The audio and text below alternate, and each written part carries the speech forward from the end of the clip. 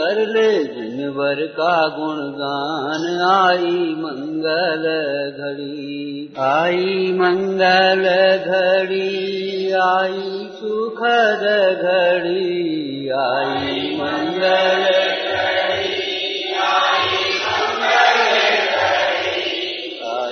मंगल घड़ी, आई सुखद घड़ी, आई मंगल घड़ी, आई सुखद घड़ी।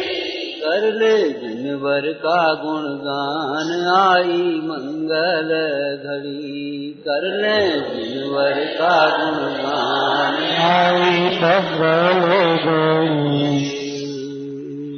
जो मैं कहूँ और सो तो न मिटे उर्धार। जो मैं कहूँ और सो तो न मिटे उर्धार। अरे मेरी तो सौंप मेरा पुकार। आई मंगल घड़ी, कर ले जिन का गुणगान। आई चलो उपासना भगवान की। जो मैं कहूँ और सो तो न मिटे उर्धार। बात क्या है, क्यों नहीं होता है? तो जो स्वयं मंगलमय नहीं है, ये क्या मंगल का मार्ग बताएंगे? और उनके आश्रय से, उनकी भक्ति से क्या मंगल होगा? आपने पढ़ा होगा अरंतारिक पंच परमेष्ठी स्वयं मंगलमय हैं और उनमें भक्ति भाव होने से परम मंगल होता है। अन्य कोई शरण है भी नहीं और किसी शरण की जरूरत भी नहीं है, जरूरत भी नहीं। हमारे भगवान असमर्थ नहीं। हाँ, तीन लोगों का कल्याण करने में समर्थ। धर्म तीर्थ के प्रणेता जिन पंच परमेष्ठी की भक्ति कर रहे हैं, वे मंगलमय हैं, लोकोत्तम हैं और अनन्य शरणभूत हैं। उनके द्वारा बताए मार्ग पर चलकर, उनके द्वारा कहे हुए तत्वों का निर्णय करके अपने स्वरूप की शरण लेना, अनुभूति करना, यही वास्तव में पंच परमेष्ठी की शरण है और सच्ची भक्ति है। मंगलमय है अर्थात क्या मतलब हुआ? वे राग देश से रहित हैं, पूर्ण वितरागी हैं, अनंत और शुद्ध। आचार्य उपाध्याय साधु भी वितरागी हैं। संजलन कषाय तो पानी की रेखा के समान है, वो तो होते हुए भी नहीं होने के बराबर। आचार्य उपाध्याय साधु महाराज को भी कोई सांसारिक राग नहीं है, शरीर संबंधी राग नहीं है, एकमात्र है तो धर्मानुराग, आत्म कल्याण की भावना। और आत्म कल्याण में स्वरूप में उपयोग न रह सके, जगत कल्याण की भावना। कैसे कैसे वचन, सुखी रहे सब जीव जगत के, प्रेम भाव सब जीवों से, ऐसा नहीं है जिनकी जो उनकी भक्ति करें उनका कल्याण। अरंतादि की भक्ति कल्याणमय।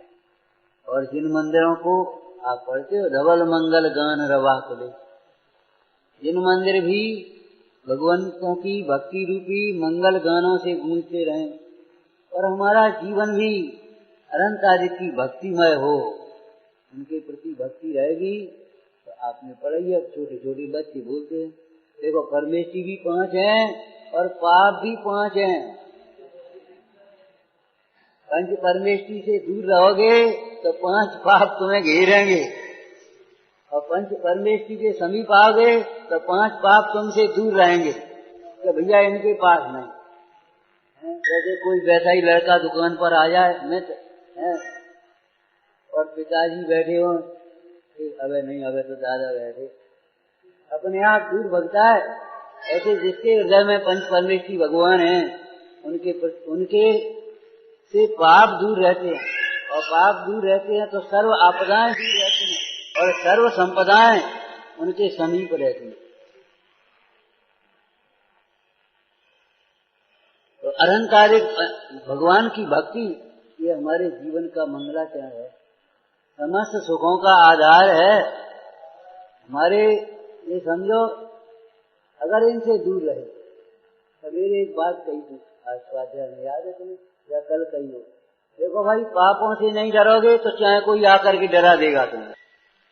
पापों से नहीं डरोगे तो चाहे कोई आकर के डरा देगा, और पापों से डरोगे और भगवंतों की भक्ति में लगोगे तो भयभीत होकर के भाग जाएंगे। सत्यामर विधान है, उस सूत्र में लिखा है, हे भगवान, जो आपकी भक्ति करते हैं उनसे भयभीत होकर के भाग जाते।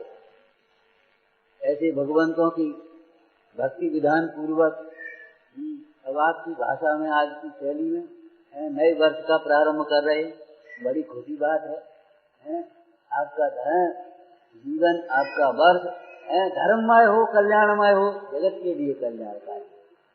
देखो भाई, ये राग द्वेष से रहते हैं, राग द्वेष ही तो अमंगल है, राग द्वेष ही अमंगल करने वाले हैं। जितना भी अमंगल है, दुख है, विसंवाद है, कलह है, पाप बंद है, क्रोध से होगा, मान से होगा, मायाचारी से होगा, लोभ से होगा, काय से होगा, ईर्षा से होगा, कामादिक भावों से होगा, अनंतादि की भक्ति। उपाध्याय गुण जानकर जो पूजे मन लाए। लेकिन बढ़िया बात क्या लिखी, उनके गुणों को जानकर के भक्ति करो। जिनकी भक्ति कर रहे हैं उनके गुणों को भी तो पहचानो, उनमें कैसे कैसे गुण हैं और किन गुणों के कारण वे भक्ति करने योग्य हुए हैं। आप पहले अधिकार में पढ़ते होंगे, कैसे वे भक्ति योग्य हुए हैं, पूजा योग्य हुए हैं, वंदना योग्य हुए हैं। वीतराग विज्ञानता के द्वारा। ज्ञान मंगल है, राग अमंगल है।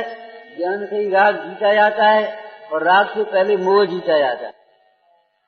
जिनको ये लगता है आत्मा हमारा है, उनको ये लगता है ये धर्म हमारा है, ये धर्मायतन हमारे हैं, बस उनका जीवन मंगलमय होता है।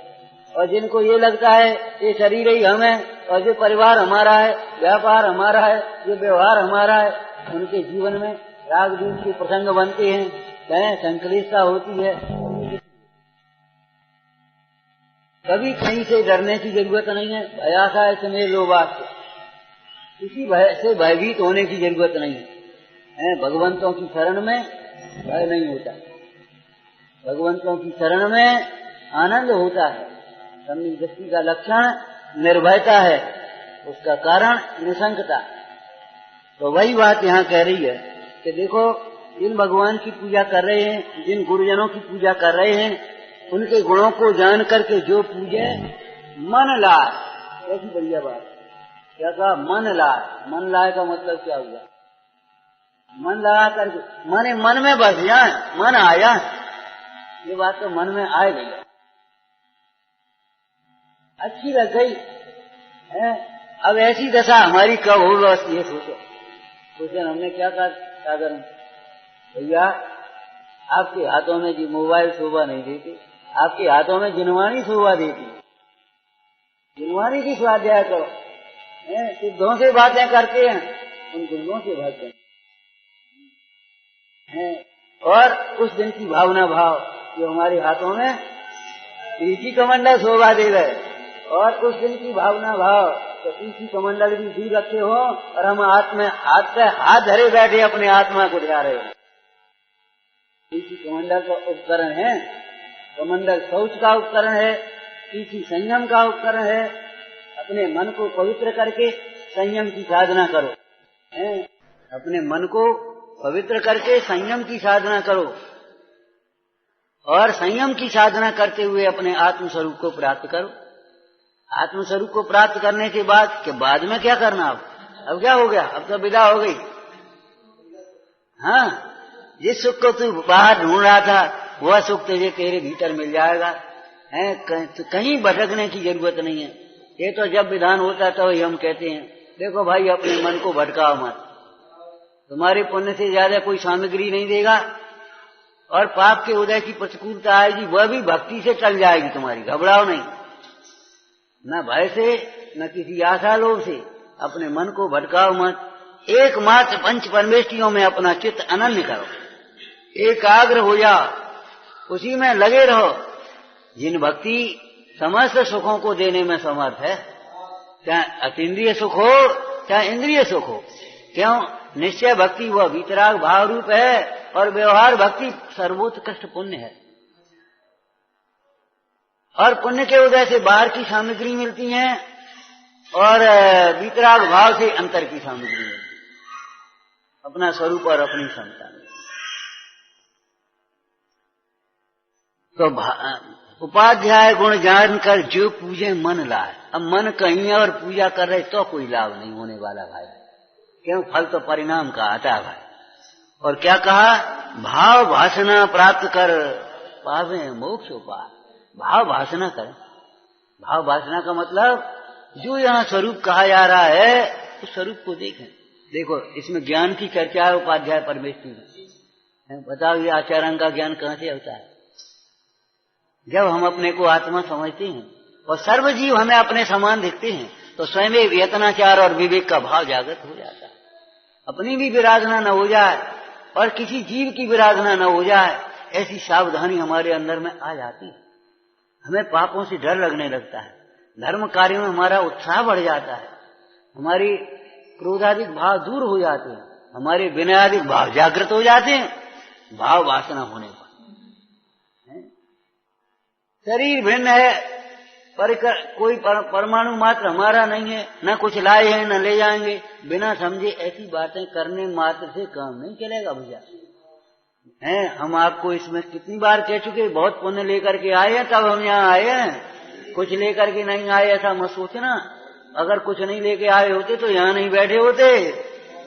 क्या उठो, भोजन तैयार है, उठो चलो अब आराम कर लो, बिस्तर तैयार। विचार करो, बिना पुण्य के ये सामग्री मिलती होती तो सबको मिल गई होती। अंतर में चाह नहीं है और सामग्री पीछे पीछे भगे, यह पुण्य का हो जाए। और अंतर में चाह है, दूसरों से ईर्षा है और सामग्री पीछे के पीछे पीछे तुम भग रहे और सामग्री आगे आगे भग रही, अडर तुम्हारे पास नहीं, ये पाप का हो जाए। और अपने स्वरूप की आराधना में क्यों भाई? ढूंढे दुनिया अपनी धुन, निज की धुन में पाप न पुण्य। लेकिन कैसे धुन पाओगे, कैसे धुन लगा पाओगे कि तेरी रुई में चार बिनौले, क्रोध मान और माया लोभे, पहले उनको चुन चुन चुन, पहले उन्हें अलग कर दे। यही तो हमें आराधना नहीं करने देते, यही तो हमें धर्म भगवान के मार्ग में नहीं लगने देते, यही तो हमें यहाँ से दूर करते हैं। एक दफे ऐसा ही विधान था एक गांव में, तो बच्चों ने विधान कराया और बच्चे बोले कि आप हम आ जाएंगे, हमें कष्ट दे तो। बोले बताओ, हमने कहा जी लिया हमें, ये तुम्हारा मुंह झूठा नहीं रहे भाई, तुम्हारे दांत खराब न हो, तुम्हें हॉस्पिटल में न जाना पड़े, ये गुटखा बीड़ी सिगरेट जो कुछ तुम्हारे पास उल्टी सीधी तम्बाकू वमाकू हो ना, ये हमें दे दे। तो एक बालक बोला यही काहे छुड़ा रहे आप, और का छुड़ावा और का नियम करा। हमने कि इसलिए छुड़ा रहे ये बात है, ये तुम्हें हमारे पास लो नहीं आने देती। एक ऐसे निकल जात, हम धर्मशाला में होके वहां सामने थे, तो हमने कहा तुम इधर से इतने निकले चले जा, तो हम तक नहीं याद कि मैं झूठू है। अब पंडित जी कहें क्या कह रहे, ये बात कहां से आ रही? तो भाई हमारे जो व्यसन है, हमारे जो पाप हैं, हमारे जो विषय हैं, वही तो भगवान के पास नहीं आने देते। इसलिए इनको पहले छोड़ दो, फिर अपनी खूब धुन लगा। तो कहते हैं जिन भगवान की पूजा कर रहे हैं उनके गुणों को भी पहचानो और भाव वासना करो। क्या भाव वासना? बोलो भाई, ऐसे गुण हम में भी हैं। ये आचारांग का ज्ञान हो, चाहे सूत्रकृतांग का ज्ञान हो, चाहे 11 अंग का ज्ञान हो, चाहे 14 पूर्व का ज्ञान हो, चाहे द्वादशांग का ज्ञान हो, और अधिक क्या कहें, चाहे केवल ज्ञान हो, सब अपने आत्म स्वभाव की आराधना से होता है।